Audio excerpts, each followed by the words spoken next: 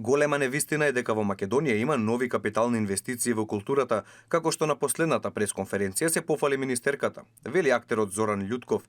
Сведоци сме, вели тој, дека македонските културни установи со години не се одржуваат, а едните исти ветувања само се повторуваат без ништо да не биде направено. Ниедна институција не е изградена во овие 6 години.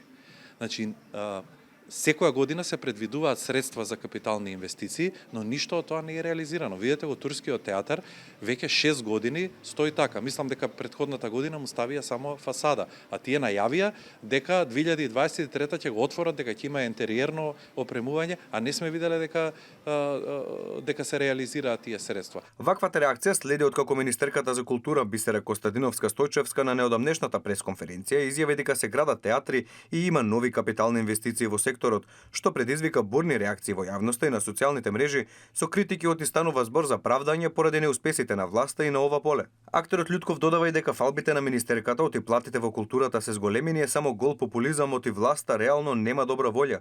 Колективниот договор и законот за минимална плата ги обврза да ги зголемат платите, но затоа што беа приморани, вели Љутков. Но што се случува нешто многу важно е тоа дека тие немаат обезбедено средства за плати, туку ги кратат парите од програмските активности за да можеме да земаме плата.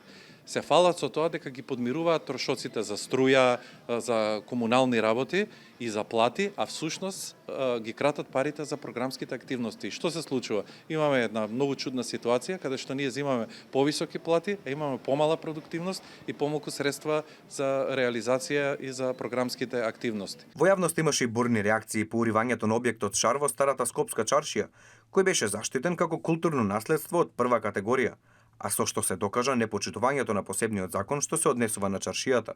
Запрашан за коментар, актерот Љутков Велиот е разочаран и смета дека после ова владата треба да се поднесе колективна оставка, бидејќи е недозволиво воопшто да не се знае што се случува во културната сфера и за реакција да се чека на опозицијата да алармира за состојбите.